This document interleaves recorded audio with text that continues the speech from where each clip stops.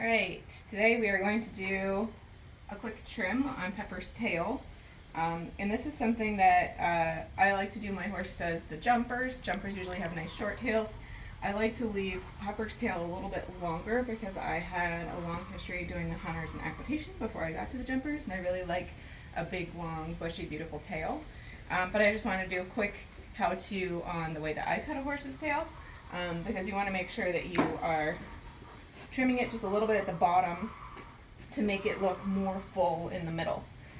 So the way a horse's tail naturally grows, it's going to be thin at the very top, nice and thick in the middle, and then it starts to get thinner and thinner all the way down to the bottom.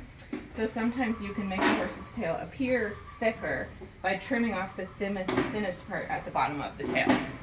So for Pepper's tail in particular, she already has a really nice bushy tail, so she doesn't necessarily need any help making it look bushier, but that's a good trick to know if you have a horse with a thin tail to start with.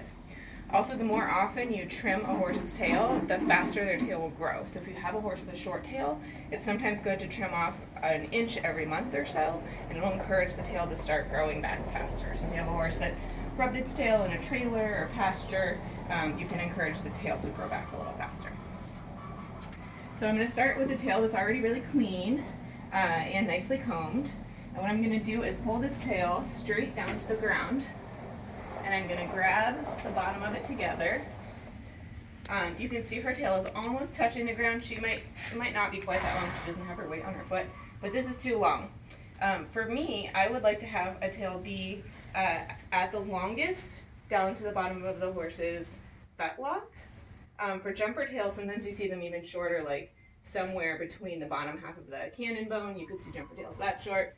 In Europe, they're sometimes even shorter than that. So I'm going to shoot for pastern length because I like a really long, flowy tail. And I'm going to do that by grabbing the bottom of the tail, taking just a regular pair of nice sharp scissors, and cutting it across the bottom. And the first cut doesn't matter if it's perfectly straight or not, because the tail will fall in different directions. So the first cut, you just cut to get about the right length. Then what I'm going to do is trim off any of the extra long hairs that may be sticking out across the bottom. Then I'll grab the whole tail and twist it in various different patterns and just try and make that cut across the bottom a straight line. So I'll do this a couple of times, and every time I twist it, we'll be generating different longest hairs and cutting them off. And eventually we'll get a nice straight line across the bottom. We'll cut any of the hairs that weren't perfectly straight the first time, and it will create the illusion of being perfectly straight, even though really it's not that straight. It's just you've caught any of the outliers. So sometimes twist it to the right, sometimes I twist it to the left. Cut off the longest ones, make it straight every time.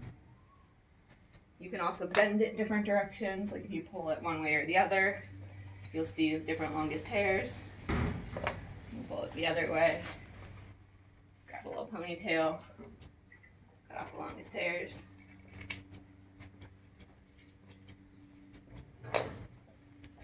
And then eventually when the horse's tail falls straight, it'll look like it's perfectly straight across the bottom, just because you've eliminated all of the longest hairs that stick off. And then she's got a nice trimmed jumper tail.